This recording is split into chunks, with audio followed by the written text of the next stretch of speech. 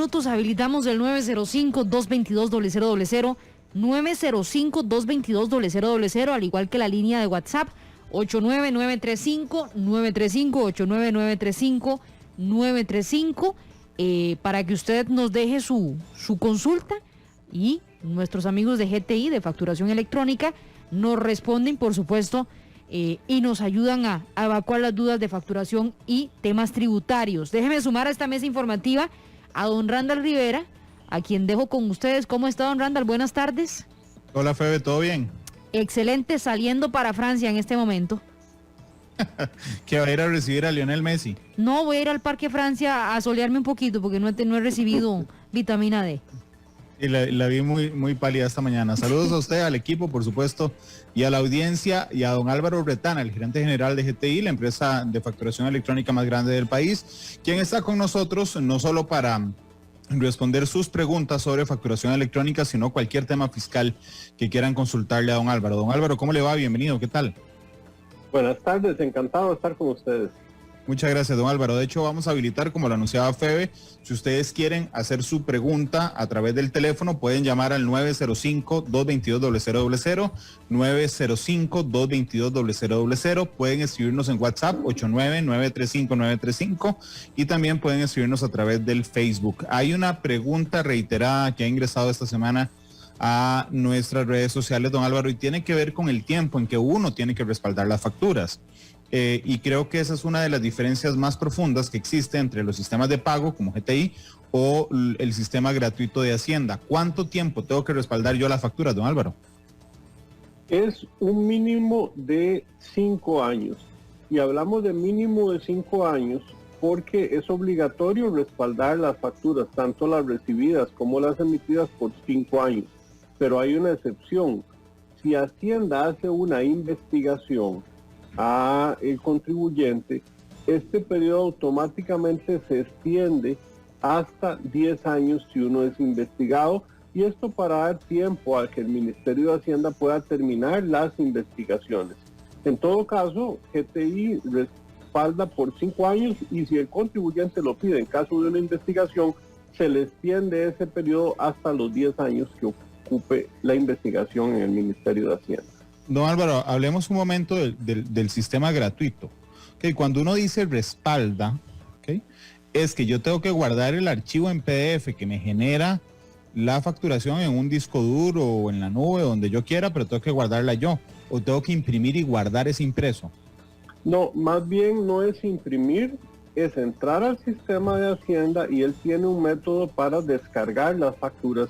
Por eso dicen que el sistema de Hacienda es para gente que haga en realidad pocas facturas, porque una a una hay que ir descargando los archivos XML.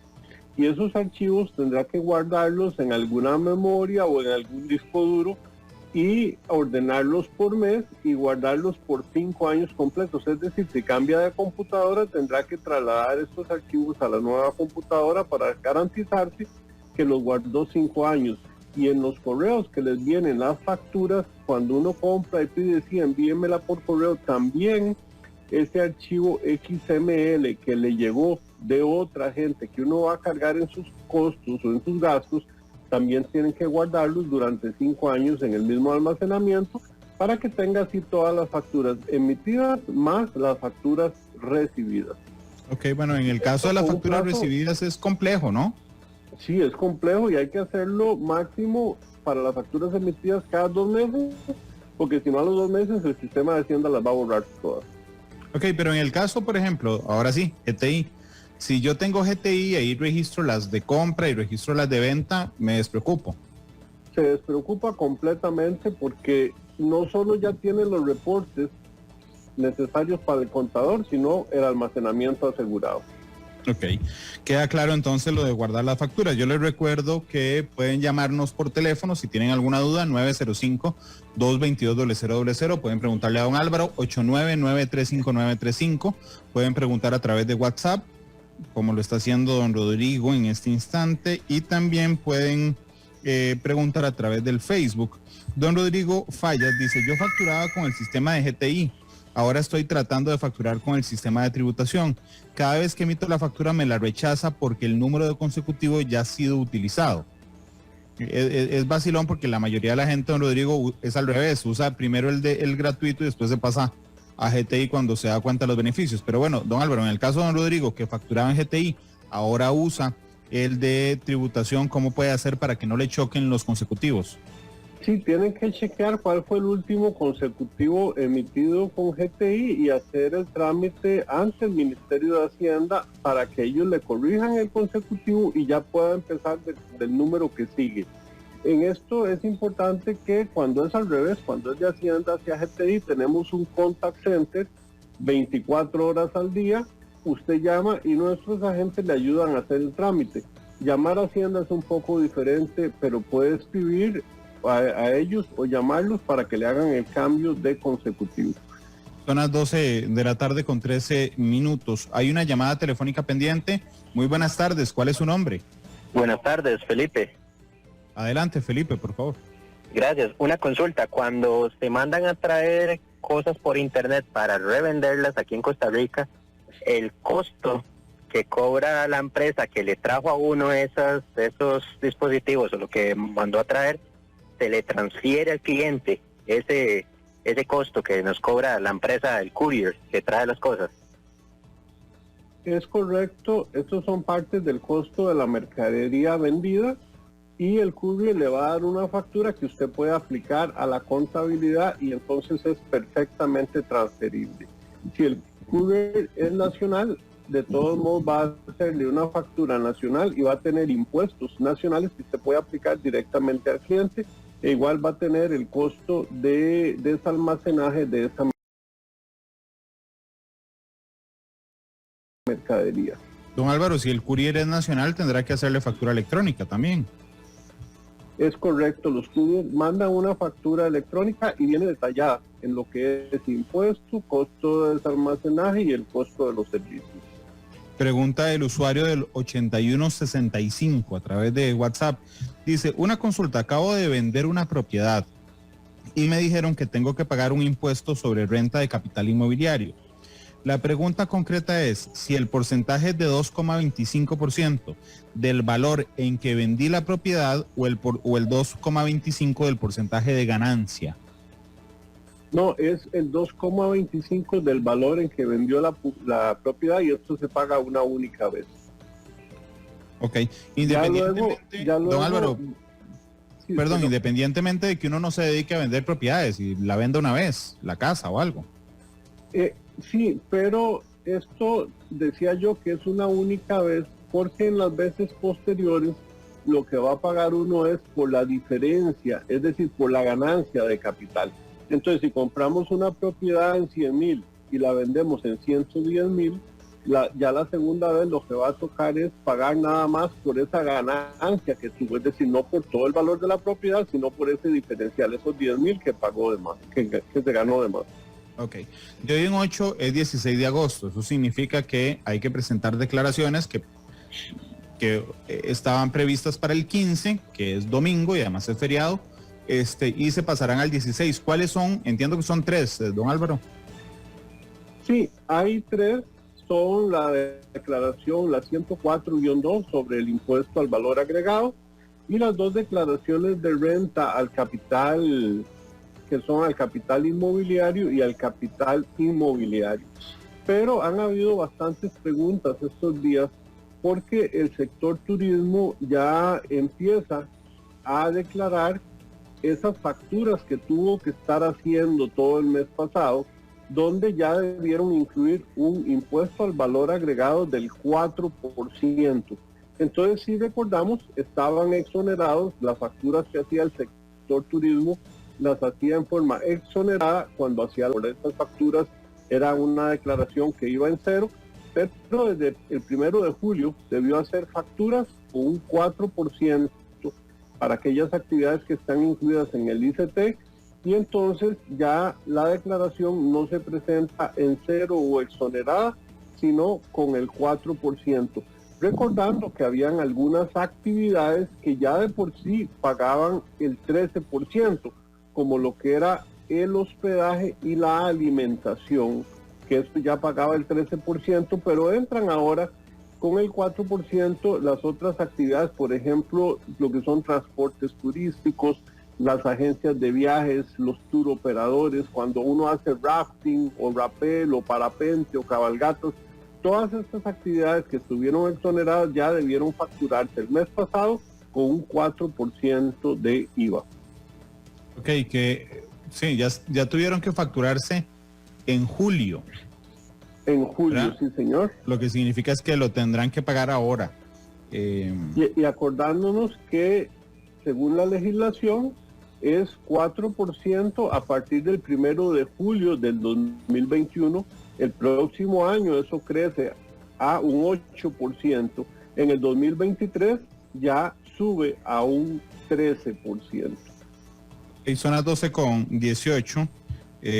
Vamos a ver, dice el usuario del 0317, justamente con respecto al sector turístico, ¿cuál es la casilla que se utiliza para registrar el 4% en la declaración del IVA, don Álvaro?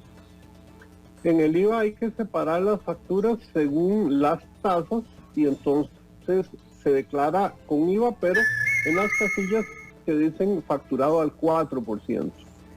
Y si tiene más de una actividad turística, puede ser que haya dado, por ejemplo, servicios de transporte, esto lo factura al 13%, y los demás servicios, los que estén incluidos en la lista del ICT, al 4%. 12:19 en la tarde. Tenemos otra llamada. Muy buenas tardes. ¿Cuál es su nombre? Buenas tardes, Rodrigo Trejo, le habla. Mucho gusto. Adelante, don Rodrigo. Don Álvaro, hay una tabla que dice que de 840 a 1.233.000 colones hay un 10% que le cobran al trabajador. Esa tabla, ese rebajo que bendito gobierno nos ha metido, ¿es mensual o es semanal? Muy amables, ahí les escucho por la radio. Gracias, don Rodrigo. Don Álvaro. Con mucho gusto. Si es un trabajador en planillas, los rebajos los hace automáticamente el patrono y los hace como parte de la renta. Entonces, ya cuando uno le dan el salario por planilla, ya este rebajo viene hecho y lo rebajan mes a mes. Si es un trabajador independiente, entonces ahí funciona diferente, porque funciona según las facturas que haga ese trabajador independiente, y entonces el contador le ayuda, según las facturas que haya hecho, a hacer estas declaraciones y a declarar y pagar renta también como trabajador independiente, y también esas facturas se declaran en forma mensual. 12:20, pregunta el usuario del 8353, porque este tema de las casas, de la renta de capital inmobiliario, ha generado un montón de preguntas, don Álvaro. Una de esas es, yo tengo una pregunta parecida, dice, tenía un lote con hipoteca con un banco, pero la vendí. Y al final mi ganancia fue por 4 millones de colones, porque lo demás se lo debía al banco. ¿Esto quiere decir que el 2,5 sería sobre esos 4 millones o sobre el total de la venta? No me dedico ni a vender y es mi primera venta. Sí, aquí es muy importante porque ese lote tenía un valor registral, que esos valores registrales son bastante antiguos. Y puede ser que ese lote haya sido actualizado o no en su valor registral. Supongamos los dos casos, que la hipoteca era muy vieja, que nunca fue actualizado, que ese lote aparecía con un valor de 100.000 colones y ahora uno lo va a vender y lo vende en 1 millón de colones. Entonces, esa ganancia de capital es por esa diferencia de valor, y ahí es donde le permiten hacer la declaración con ese 2.25% sobre el valor de la propiedad para actualizar el valor que tenía y sobre el valor que la vendí. Sobre el valor que la vendió, es correcto. Sin embargo, es muy posible que si él lo compró recientemente, ya ese valor haya sido actualizado, porque cuando uno lo compra, se actualiza el valor del registro debido a la hipoteca que el banco le pone. Entonces, cuando el banco inscribe la hipoteca, el registro actualiza el valor y entonces el diferencial va a ser mucho menos porque ya va a tener el valor actualizado en el registro de la propiedad. Si tiene dudas en el tema, les recuerdo el 2105-4400 tenemos un grupo de contadores que le puede ayudar y ver los números más despacio que lo ve uno en estos pocos minutos del programa. Don Álvaro, pero entonces, vamos a ver, si el monto, si el valor está actualizado, yo puedo hacerlo por la ganancia. Es correcto. Si no está actualizado, tengo que hacerlo por el total. Así es. José Francisco Rodríguez hace una pregunta parecida. Dice, si yo compro un lote, hago una casa y la vendo, tengo que pagar ese impuesto a la propiedad. Bueno, no es un impuesto a la propiedad. Dice, tengo que pagar ese impuesto o lo paga la persona que me compró. Perdón. Yo tengo que pagar ese impuesto aun cuando la persona que me la compró, si la vuelve a vender, tiene que pagarlo. Es que cuando se vuelve a vender se pagaría por la diferencia. Puede que uno tenga ganancias de capital, así como puede que tenga pérdidas de capital también. Si lo venden menos dinero, lo que va a tener es una pérdida. Pero sí, la idea es que uno compra en un valor, vende en otro valor, y si hay una ganancia de capital es donde nace el impuesto a pagar. Don Álvaro, pero entonces, vamos a ver, este mecanismo de que usted la primera vez paga sobre todo el monto y la segunda vez solo es la ganancia, realmente es un gol para hacer que todo el mundo actualice los valores de los terrenos. En realidad es una oportunidad que está dando el Ministerio de Hacienda, porque si uno tiene que pagar impuestos sobre ganancia de capital, acordemos que es un 15%. Entonces Hacienda lo que dijo es, vea, si usted tiene desactualizado, le vamos a permitir por una única vez que actualice el valor y lo que hay que pagar es un 2.25. Y ya quedó con un valor actualizado, porque si no, le tocaría pagar. Pero el amigo que nos escribió ahora del 8353, que era el tema de la hipoteca, de que vendió el lote con hipoteca, dice que la hipoteca fue hace 4 años. Es muy probable entonces que haya estado actualizado el valor. Sí, señor, eso es lo que yo creo que debe estar, nada más revisar en el registro el valor registrado. Son las 12:25. Don Álvaro, otra cosa que ha venido a mover el avispero durante las últimas entrevistas con usted tiene que ver con el régimen simplificado. ¿Me puede recordar cuándo está obligado el régimen simplificado a entregar factura, don Álvaro? El régimen simplificado está obligado a entregar factura siempre que el cliente se la pida. Entonces, cuando hay un rutero y llega a un restaurancito y ocupa almorzar y ocupa tener un comprobante para poder registrar ese gasto en su empresa, puede pedir factura, no importa el monto, y el restaurante está obligado a dársela.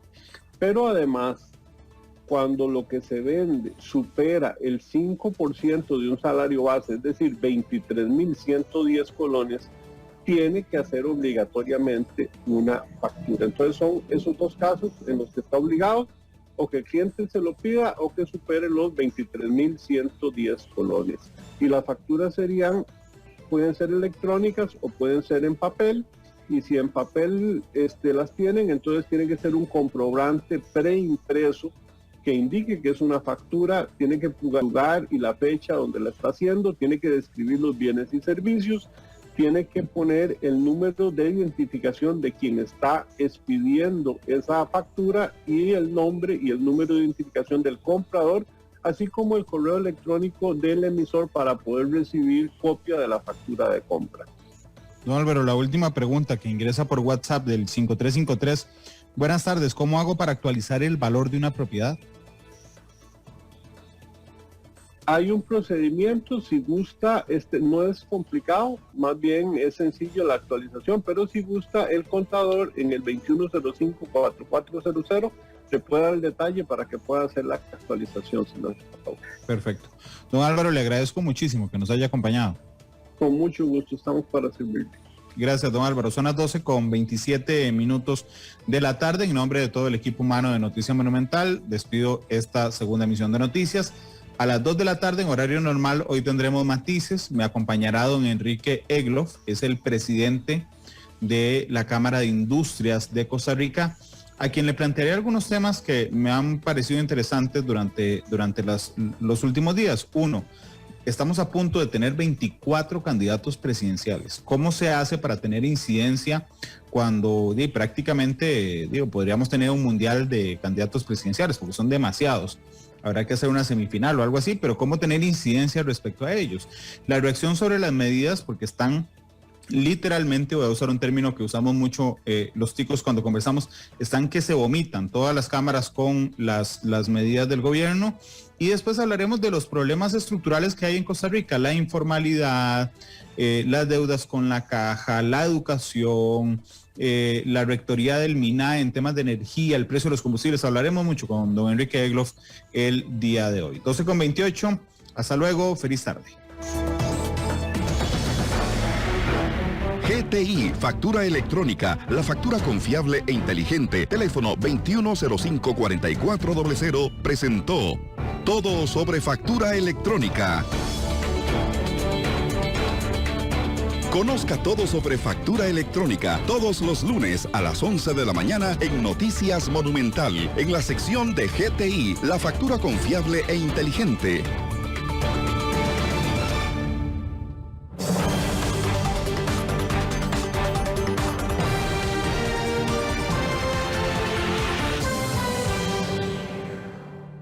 No te quedes sin